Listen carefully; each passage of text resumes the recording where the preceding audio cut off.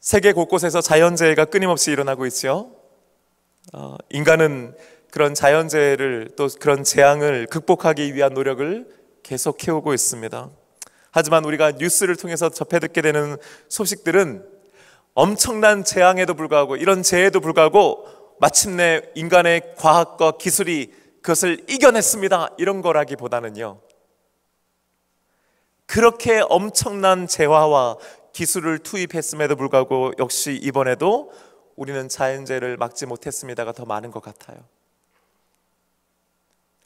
그런 뉴스와 함께 현재의 피해 상황과 그것에서 고통받고 있는 사람들을 보면요, 단 한 번도 만나보지 않은 사람이고 가보지 않은 곳임에도 불구하고 우리는 함께 아파하고 또 걱정하면서 우리가 할 수 있는 것들을 하려고 노력하지요. 성금을 모으기도 하고 물품을 모아서 보내기도 합니다. 무엇보다도 하나님께서 저들과 함께 해주시기를, 그리고 조속히 저들이 저 피해 상황을 극복하고 일어설 수 있게 되기를 우리는 위에 기도하는 줄로 믿습니다.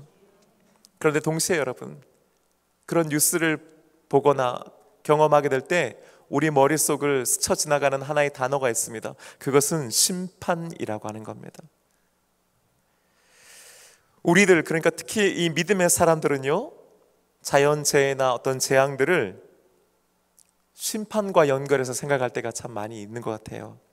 그도 그럴 것이, 성경에 보면요, 하나님께서 세상을 심판하실 때에, 혹은 누군가를 심판하실 때에 그 자연 현상 혹은 자연의 어떤 여러 가지 재앙들을 사용하시기 때문입니다.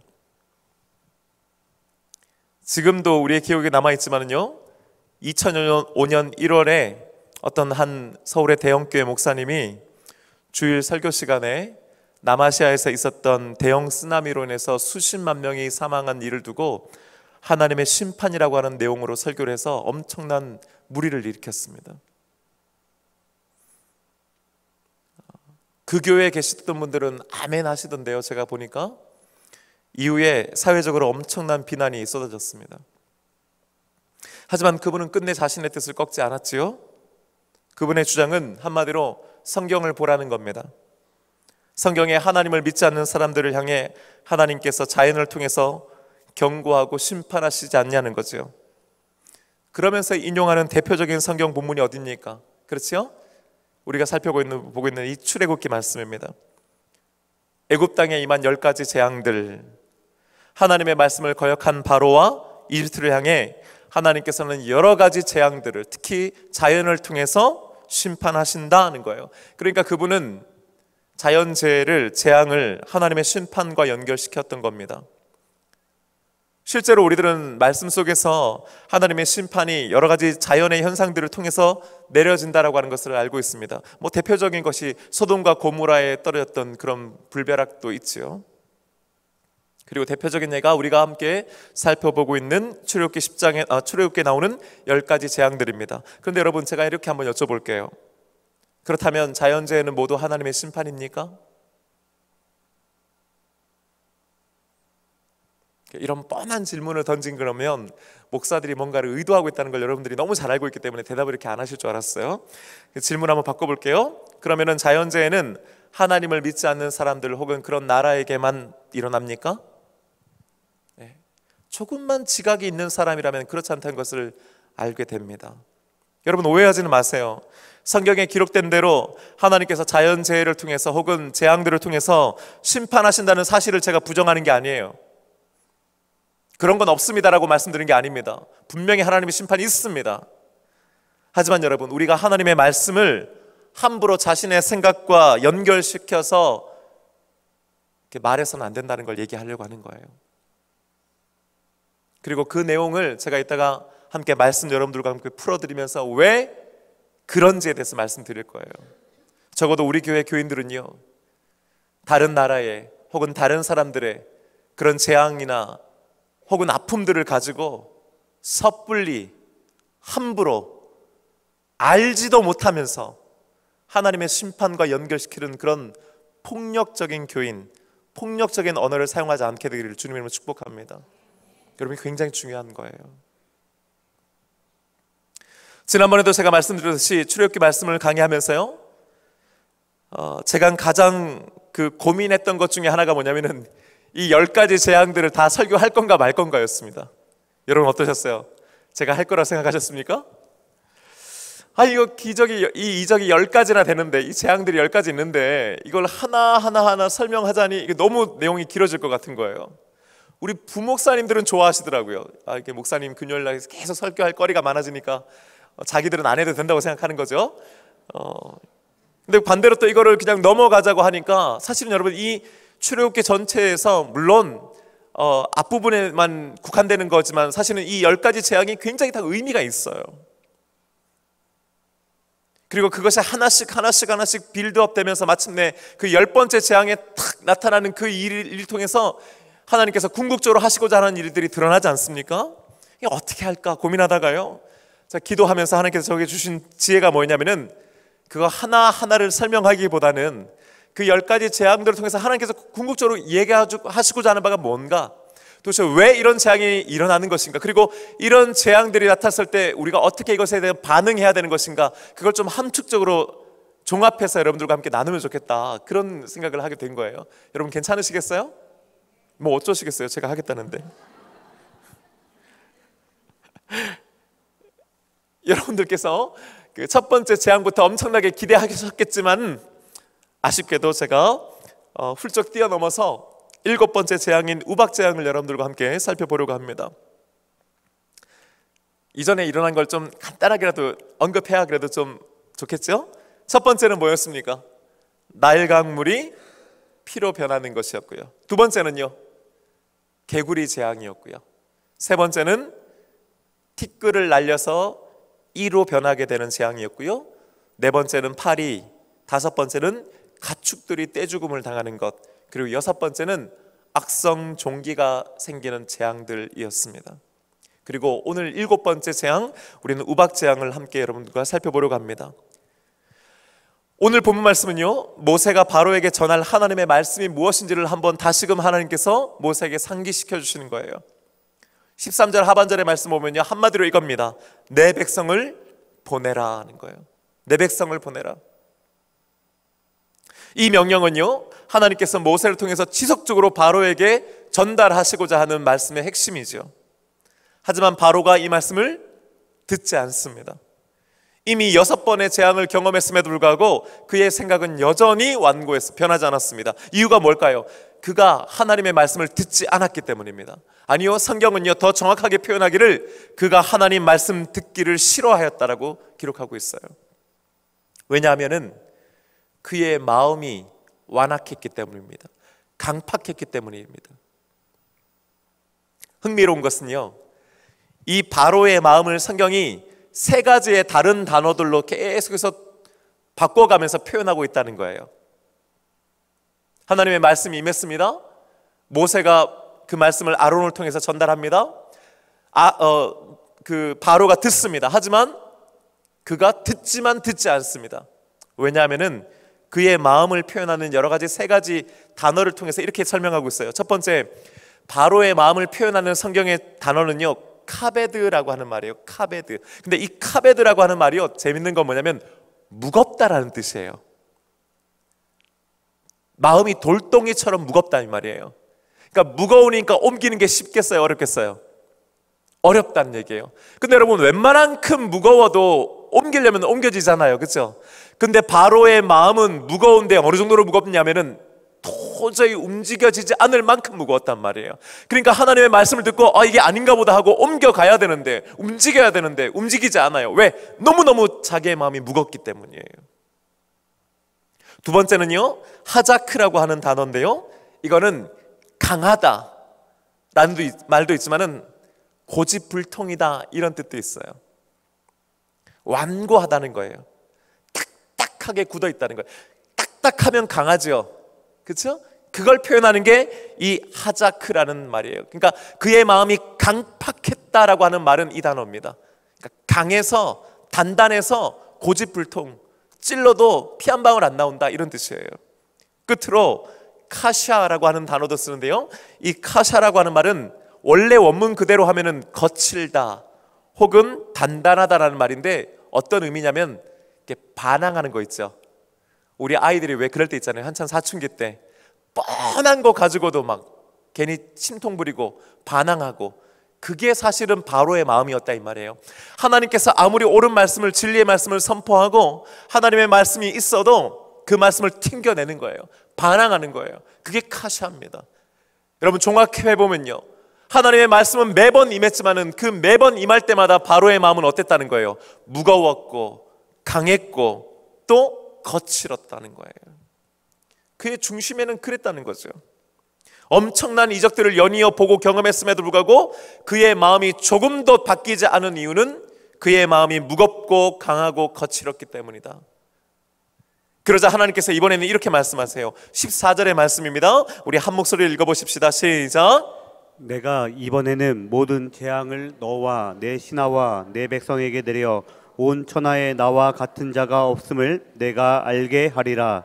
아멘. 이 말씀만으로는 직접적으로 설명되어 있지는 않지만은 이전에 6번째 재앙과는 차원이 다른 재앙을 내가 내리겠다라고 하는 선언을 하나님께서 하시는 겁니다. 그것은요, 이 7번째 재앙에서 처음으로 직접적인 재앙의 원인으로 사람들이 죽는 겁니다. 이전에 첫 번째부터 6번째 재앙들은요, 힘들고 어렵고 괴롭고 냄새나고 불편한 거예요. 엄청난 재산상의 피해도 봤어요. 하지만 아직까지 사람들이 그것 때문에 죽진 않아요. 아직까지 하나님께서 거기까지는 안 하신다 이 말이에요. 그런데 이번 7번째 재앙에는 어떤다는 거예요? 죽는다는 거예요. 이를 통해서 바로는 이런 일을 행하시는 분이 바로 하나님이시고, 그 하나님은 다른 어떠한 신들과 다른 여호와 하나님이시라고 하는 사실을 알게 될 것이다라고 경고하고 계시는 겁니다.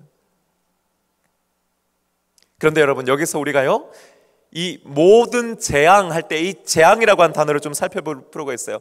히브리어로는요, 마케파라고 하는 단어인데요, 이 마케파라는 게 치다, 때리다 이런 뜻이에요. 바로 이런 이유 때문에 사람들이, 혹은 저와 같은 목사님들이 하나님의 심판과 자연의 재앙들을 자꾸 연결시켜서 설명하려고 하는 거예요. 그런데 여러분, 이 마케파라고 하는 단어는요, 아무데나 쓰는 단어가 아니에요. 때리다, 치다라는 말인데, 이것은요 원래 재해나 전염병 같은 것, 재앙 같은 것들을 표현할 때 쓰는 단어인데, 특별히 이 마케파는요 항상 그것을 일으키시는 주체가 하나님이실 때만 쓰는 단어예요. 그러니까 이 재앙이 누구로부터 왔다? 하나님으로부터 와야 되고, 이걸 누가 행하신다? 하나님이 행하신다는 거예요. 그것에 한해서 성경은요, 재앙이라고 하는 말, 마케파란 말을 쓰는 겁니다. 뭘 의미하는 거예요? 제가 설교 시작하면서 종종 우리가 믿음의 사람들이 자꾸 자연재해나 재앙들을 하나님과 심판과 자꾸 무비판적으로 연결시켜서 함부로 말하는데, 그래서는 안 된다는 이유가 바로 여기에 있는 겁니다. 여러분, 성경은요 무조건 자연재해나 재앙을 다 하나님의 심판과 연결시키는 게 아니에요. 여러분, 제가 미국에서 16년 동안 살았지만 미국에도 여러분 자연재해가 엄청나게 일어납니다. 왜 그런 목사님들은 미국 얘기는 안 해요? 분명하게 하나님께서 계획하시고 하나님이 의도하시고 하나님이 실행하시는 재해에 한해서 하나님과 연결시키고 하나님의 심판과 한정지에 연결시킨단 말이에요. 아주 조심스럽게 사용해야 되는 단어입니다. 여러분, 그뿐만 아니죠. 우리들은요, 우리들의 삶 가운데 자주 일어난 어떤 고난이나 어려움 같은 것들을 때로는 하나님의 심판과 연결시켜서 생각하잖아요. 여러분, 우리 진짜 그렇게 말하잖아요. 힘들고 어려우면 하나님께서 나에게 왜 이런 시험을 주시는지 하고, 또 우리가 또 권면이랍시고 뭐라고 하는 말 있잖아요. 너 하나님한테 얻어맞기 전에 빨리 돌아와. 이게 협박인지 이게 지금 어떤 말인지 잘 몰라요. 근데 우리가 이런 용어를 사용해요, 실제로. 그렇죠? 근데 여러분, 우리가 함부로 말하면 안 되는 거예요. 여러분, 인생 가운데는, 우리들의 삶 가운데는 수많은 고난과 어려움이 있습니다. 실패가 있습니다. 여러분, 사업하다가 망하면 다 하나님 심판받는 거예요? 아니에요. 여러분, 저는 11조 꼬박꼬박하고 새벽기도 한 번 안 빠지고 정말 신실한 집사님의 가게가 망하는 걸 전 봤어요, 여러분. 그럼 그건 하나님의 심판입니까? 사랑하는 자녀들이 혹은 가족들이 먼저 불의의 사고로 떠나면 여러분 그걸 우리 하나님의 심판이라고 얘기할 수 있어요? 그게 자기에게 일어난 일이면 그렇게 얘기할 수 있습니까, 여러분? 얼마나 많은 그리스도인들이 하나님의 이름으로 함부로 말하는지 몰라요. 믿지 않는 사람들에게도 상처지만 여러분, 그거는 함께 믿음의 사람들, 함께 신앙생활을 하고 있는 믿음의 사람들에게도 그건 해서는 안 되는 말입니다, 여러분. 우리 교회에서는 절대로 그런 말들을 해서는 안 되는 거예요. 그 일이, 그 고난이, 그 어려움이, 그 안타까운 죽음이 하나님께서 계획하시고 하나님이 실행하셨다고 하는 증거가 어디 있습니까? 누가 그걸 알 수 있어요? 적어도 알지 못한다면은 여러분 함부로 말해서는 안 되는 겁니다. 도리어 어떻게 해야 합니까? 자신과 혹은 타인의 불행에 대해서 함부로 정죄하거나 판단하지 않고 오히려 그런 일이 있을 때 하나님의 긍휼하심을 구하는 거예요. 그리고 뭐예요? 혹시라도 나에게는 그런 죄가 없는지를 되돌아보는 계기로 삼아야 되는 것입니다. 그 고난과 어려움을 당하고 있는 그들을 향해 손가락질하는 것이 아니고 나 자신에게 혹시 그런 허물이 없는지를 돌아보는 계기가 되어야 된다는 것이죠.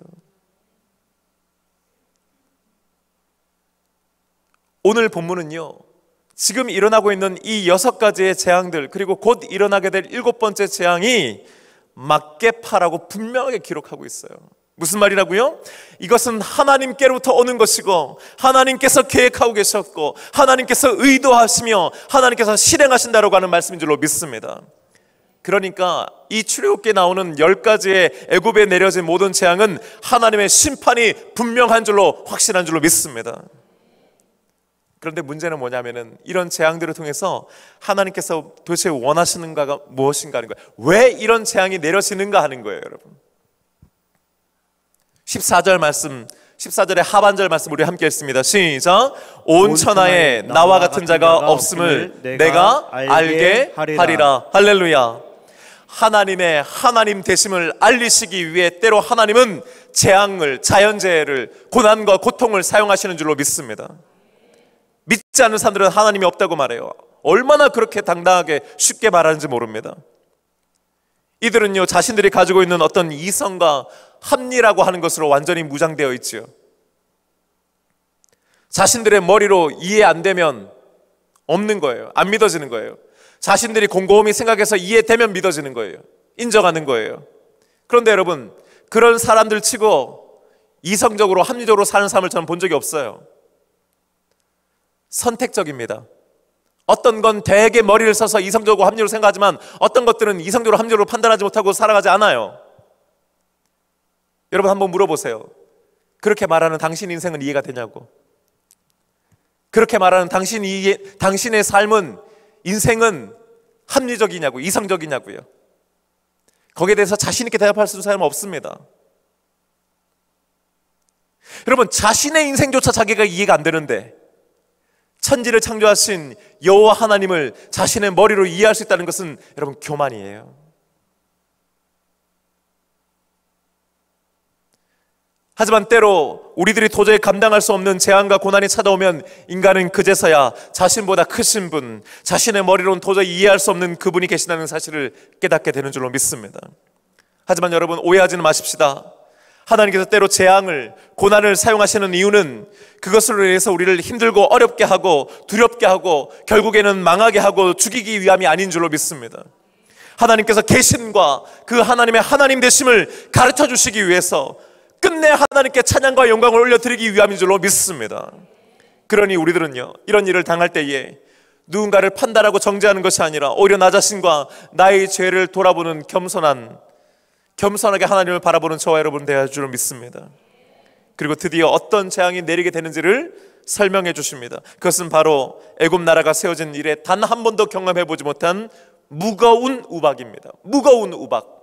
여러분 이 말은 무슨 말이냐면은 현재도요 그 이집트 땅에는요 아주 자주는 아니지만 아주 간혹 우박이 내리는 현상들이 있다는 거예요. 그러니까 우박 그 자체가 대단한 건 아니란 말이에요. 근데 이전에도 우박이 있었지만은 그것들과는 비교할 수 없을 만큼 무거운 우박이 이번엔 내리게 된다고 말씀하시는 거예요. 뿐만 아니죠. 18절에는 단순히 무거운 우박이라고 말씀하셨지만은 실제로 내렸을 때는 그 우박은 불덩어리와 함께 섞여 내렸다고 성경은 기록하고 있습니다. 어떤 분들은 생각할지 몰라요. 아니 목사님 그게 말이 됩니까? 우박은 얼음인데 어떻게 얼음하고 불덩어리하고 같이 떨어집니까? 맞아요 여러분. 이상할 수 있죠. 하지만 정반대로요. 바로 그렇기 때문에 그것은 단순히 우리가 보고 이해하고 알 수 있는 자연현상이 아니고 이상기후가 아니고 하나님의 심판이라고 하는 또 다른 분명한 증거가 되는 것인 줄로 믿습니다. 여기에서 이전 6 재앙들과 이번 우박 재앙의 확연한 차이가 나타납니다. 그것은 바로 선택할 수 있다는 거예요. 여러분 따라해 보세요. 선택할 수 있다. 선택할 수 있다. 19절 말씀 함께 읽겠습니다. 시작. 이제 사람을 보내어 내 가축과 내 들에 있는 것을 다 모으라. 사람이나 짐승이나 무릇 들에서 있어서 집에 돌아오지 않는 것들에게는 우박이 그 위에 내리리니 그것들이 죽으리라 하셨다 하라 하시니라. 아멘. 하나님께서 우박 재앙을 내리기로 마음 먹으셨어요. 결정하셨어요.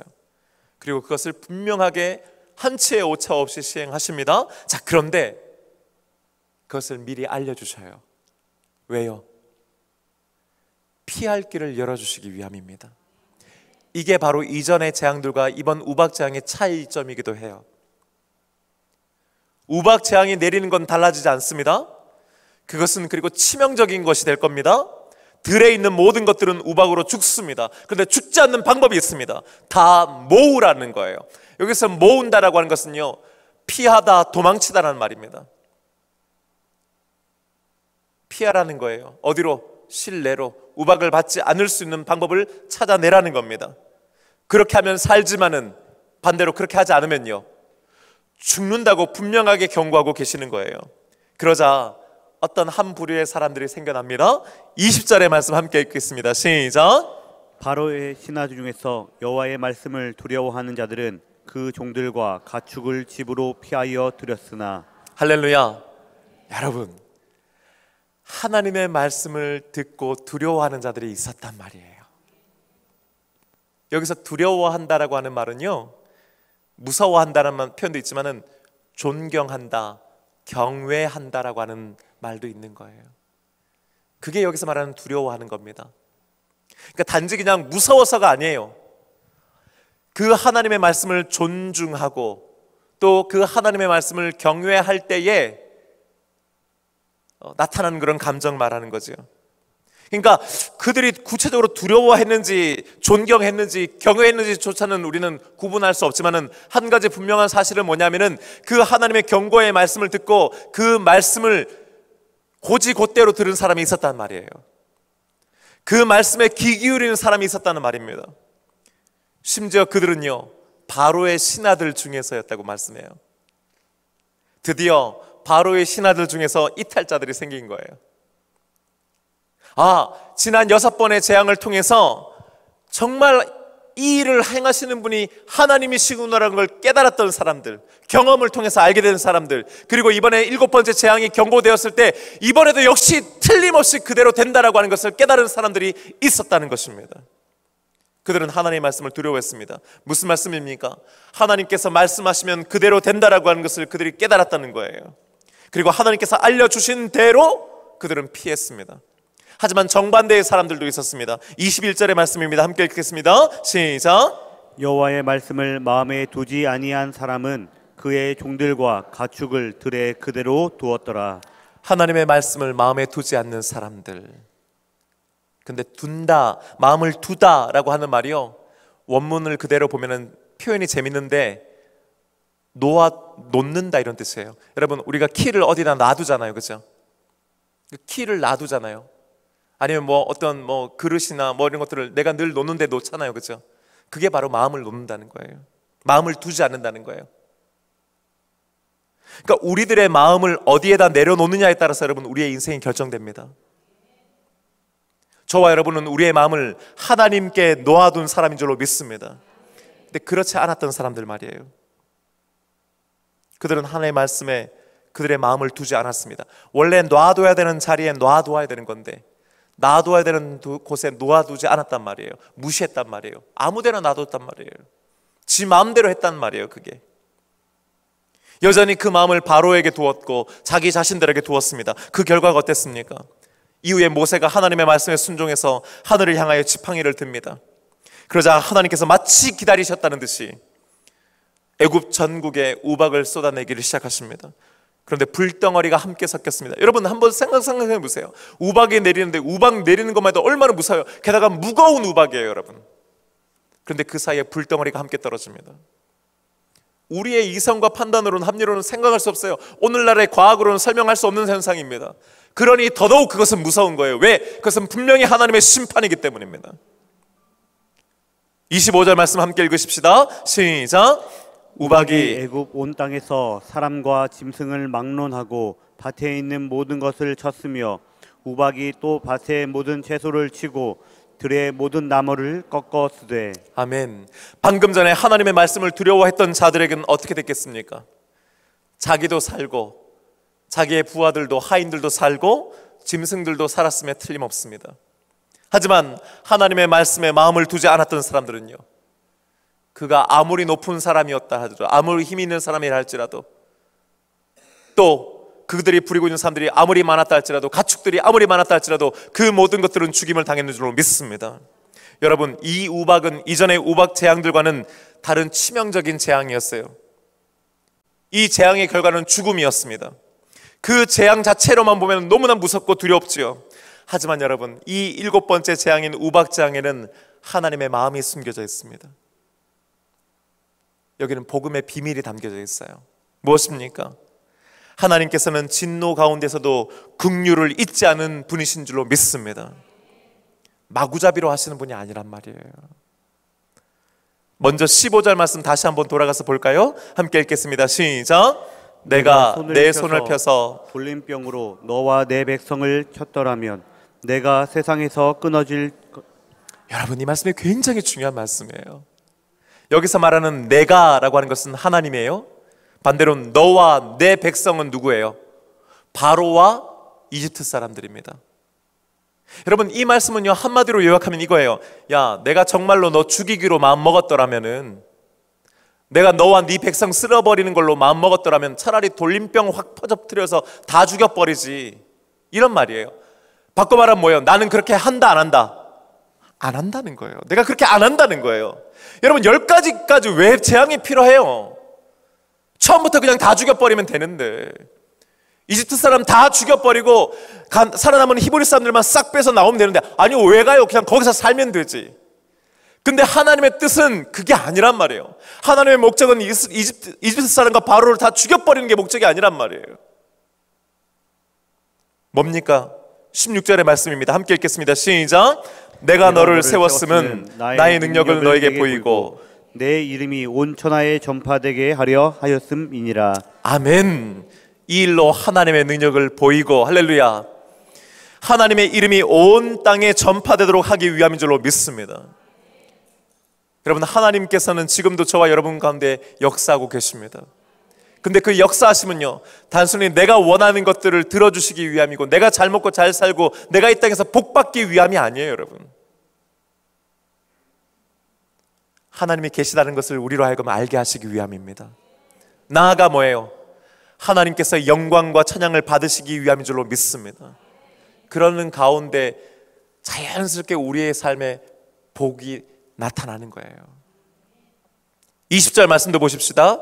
아까 전에 말씀했지만은 바로의 신하 중에 여호와의 말씀을 두려워하는 자들은 그랬어요. 여러분, 심판이 목적이라고 한다면은 바로의 신하들은 무조건 심판하셔야죠. 우리 편 아니잖아요. 적이잖아요, 예를 들면은.